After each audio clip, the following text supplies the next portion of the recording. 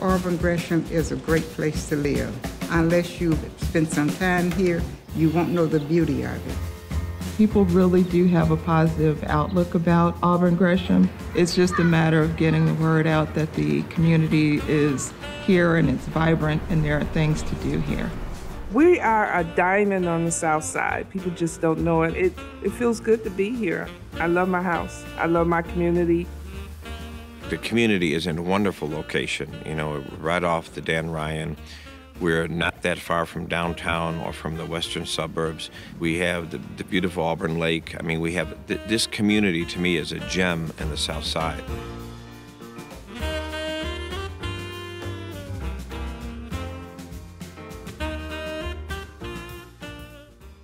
Auburn Gresham was originally settled by German and Dutch farmers in the 1800s on the south side of Chicago. Multiple railroad lines built in the mid-1800s fed the Vincennes Trail, known today as Vincennes Avenue. Railroad workers needing housing constructed homes around the area bordering the beautiful lagoon. Back in about the 1850s through 1880s. There's a nickname called Winnacunnet, so it's Winnacunnet Lagoons, and it's a chain of lakes. And years ago, the area was a very wealthy area, nice Victorian homes, there's some gray stone row houses. But it's one of my favorite places because it's surreal. These breathtaking lagoons are a hidden treasure of the South Side that can still be found today. If I was to invite someone to do a tour of Auburn Gresham or to see our neighborhood, first thing I would like to bring them through in the spring and show them Auburn Lake, show them our geysers still coming up out of a lagoon that's hidden back that you wouldn't even notice. It's a great place to go grab a book and read. It's very calming. The Park District puts fish in there in the summer, so you see people fishing. Auburn Lakes is beautiful. When you stand there by the lagoons, you forget for a minute that you're only 200 feet away from 79th Street, seconds away from this densely populated community of Auburn Gresham. And it's just a place that kind of whisks you away to another place, another time. Overlooking Auburn Lake is Mount Hermon Baptist Church, one of the oldest churches still standing in the Auburn Gresham community. It was actually built in 1885. Swedish Baptists occupied this church. It was a Normal Avenue Baptist Church. But since 1961, since we've been here, we've been a staple in the community. And so since that time, we've been working to interact with the community in terms of outreach and try to promote some type of change or transformation within the community. Under Reverend Moses' pastorate, Mount Hermon initiated the Nehemiah Project. What I did is I presented to the congregation a 52-day plan that was based off of the biblical account of Nehemiah, when Nehemiah went back to Jerusalem to rebuild the walls. So I thought that I would use that biblical account to challenge the members of Mount Hermon to restore the church. And so we've been battling to try to keep the church. This church, the building itself, and next year will be 130 years old. And so this building is actually the oldest standing building in Auburn Gresham. Accessibility to transportation helped to triple Auburn Gresham's population between 1920 and 1930. New businesses, theaters, and homes began to emerge. Auburn Park was kind of the oldest part of the community, and 79th and Halsted was kind of the downtown section of Auburn Park. The bungalows were built and the working class and families moved in. 79th and Ashland became kind of the epicenter of the Gresham community. So you have Auburn Park to the east, the oldest community, and Gresham to the west, and the Highland Theater at the corner of 79th and Ashland was built around 1925, which the majority of the big, beautiful buildings were built during that time. And the Highland Theater was built to, vaudeville plays and shows were there. And at one time, it had as many, it was like the Broadway of the South Side of Chicago. The Highland closed as a movie house more than 3 decades ago, but it was later converted into a facility designed exclusively for religious and inspirational events, conferences, meetings, and revivals. This 2,000-seat majestic Renaissance Revival building has served as a headquarters of the Ambassadors for Christ World Outreach Ministry since 1990. The AFC has become a beacon for hope in the community, housing a multicultural theater, several nonprofit organizations, and a church incubator. The extensive terracotta work on its facade, terrazzo flooring, marble walls, and elegant chandeliers adorning the main lobby of the AFC render visitors breathless. The population boom of the 1920s also gave rise to the construction of the classic Chicago bungalow. These single-family homes established Auburn Gresham as part of Chicago's bungalow belt. These unique homes can still be found on nearly every block in Auburn Gresham. As you drive around and you look around, this is a very strong bungalow community. To the west of the Highland Theater, we now have a national historic district. Some of the best in the city are in this community. It was a working class area. Irish and German families moved in. People that didn't make a lot of money, but the housing stock, the stained glass windows and all of the ornate designs of those houses have kind of stood the test of time, and now, it would take $1 million to reproduce one of those houses. In the 1950s, African Americans began moving to the area, and the integration of the neighborhood was relatively painless. My first memories of Auburn Gresham was before I moved into Auburn Gresham at the age of 13, when I used to ride the bus to Morgan with my mom. It was always such a beautiful and well-manicured area with a lot of friendly people. And that was one place that I said, when I grow up, I'm going to get a home there, and that's exactly what I did. Everybody knew everybody. Back then, some of the things I can remember, the milkman, fresh fruit carts. We had department stores, delis, bakeries. It was really nice to grow up in. I live in Auburn Gresham now. My family moved to Auburn Gresham in 1967, the summer of 1967, and we were probably the first African-American family in the little area in which I moved. It was a big family. It became a big family. You got to know your neighbors. White flight started to sweep the community in the 60s and 70s. And by the 1980s, the once exclusively white population was now 98.4% African American. The residents that moved here in the 50s and the 60s and the early 70s, the African Americans that moved here, they all had jobs and they all had a lot of pride, and they kept up their homes, they kept up their properties. You could drive down our blocks and see very nice, tidy lawns, and it was a very, very communal place at the time. When I first moved here, it wasn't exactly shifting so much at that time. It was still heavily white. But let's say, I'm just going to say overnight, it shifted. It was a matter over a year or two where you saw the exodus, not only of the families, but also of the businesses. At the same time that was moving out, what I was seeing in the early 70s, 80s, a lot of people were taking advantage of the empty storefronts, a lot of excess of businesses coming in to found abandoned buildings, and there was also just a lot of buildings left abandoned ever since that flight took place. In the 80s and 90s, with the loss of many commercial businesses and investors, the neighborhood was hit hard by drug and gang violence. You had the influx of a void was filled by drug houses. We had gangs. All of that hit us for about 10 years. We were down until the neighborhood decided to rally. The community leaders took notice and began to rally to take back their neighborhood. They organized marches, set up block clubs, and community churches like St. Sabina became heavily involved in the well-being and future of its neighborhood.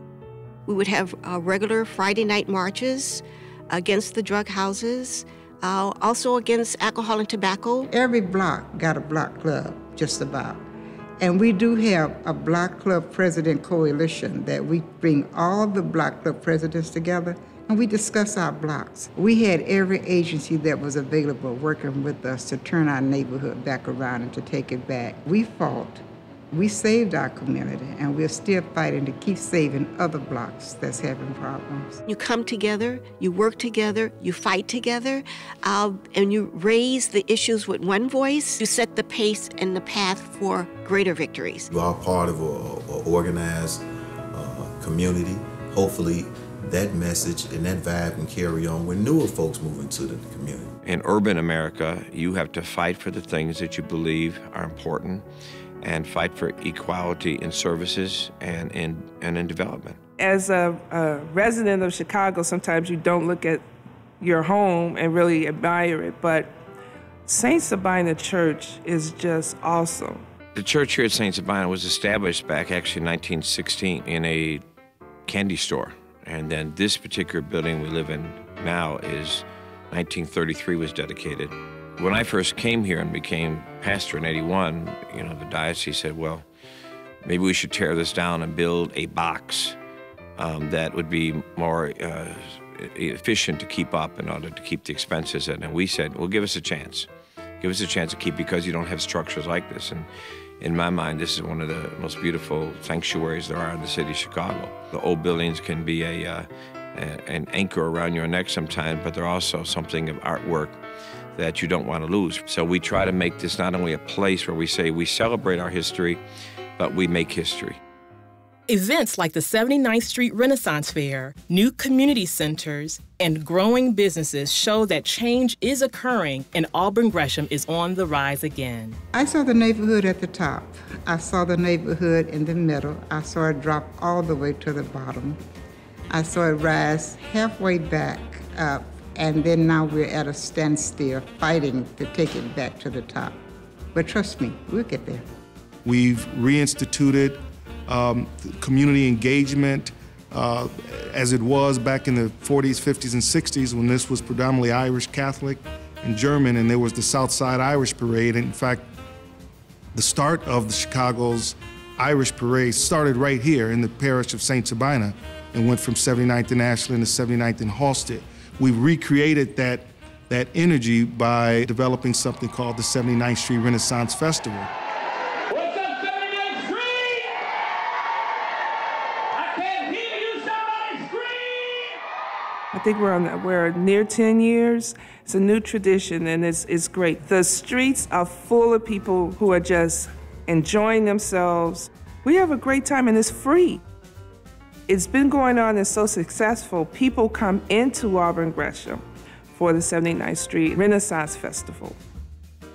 The future looks bright here in Auburn Gresham.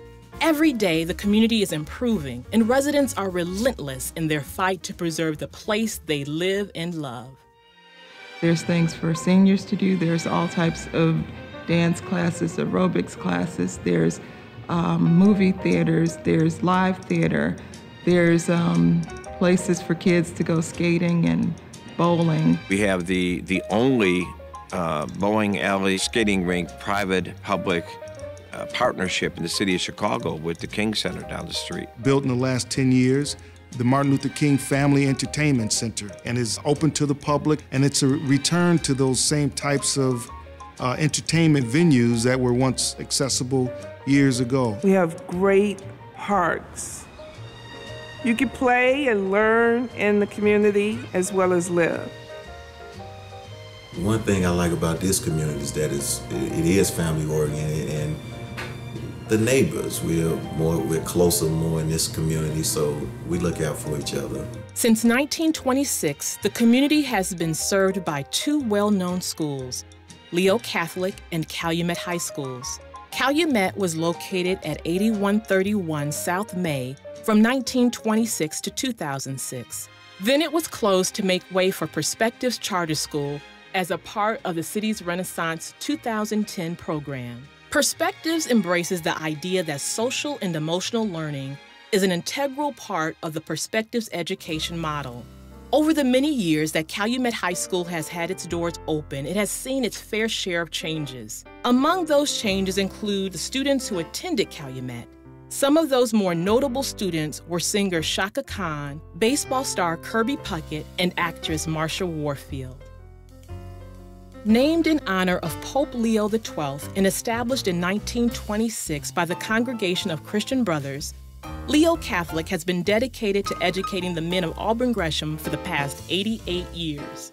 Leo has a diversified college prep curriculum and stresses academics first. Its rich history and pristine reputation leaves it too with its fair share of notable alumni. This is our Hall of Fame. People like Thomas R. Fitzgerald, Supreme Court Chief Justice, Bob Podesta, Secretary of Commerce, and Thomas Murphy, CEO of General Motors, are among some of the top Leo grads. It screams pride. Chicago itself is a city built on pride and tradition, and it just definitely poured all the way over into Leo High School. Traditionally, the Catholic League was predominantly white. Leo was one of the schools that was one of the first to open their arms and doors to African American students. New developments in transportation, along with its location, swiftly is making Auburn Gresham a popular choice for new residents. We've begun, kind of restoring 79th to a place where you want to walk and see. You want to be a part of the community. You want to breathe and listen to the sounds of urban America. Urban in the sense of vibrancy. The close proximity to everywhere. I love that, especially living in a Dan Ryan. Getting ready to bring in a metro station on 79th Street. 79th Street is one of the busiest thoroughfares in the city. So Metro will be a wonderful sort of rebirth where individuals seeking jobs outside of the core or urban core would have access to the downtown area and to the suburban communities surrounding the city that would be dedicated to the Tuskegee Airmen, because we have a few of the Tuskegee Airmen still alive that live in the Auburn Gresham area. We love to tell the story about Auburn Gresham. It has all of the bells and whistles of a neighborhood of choice.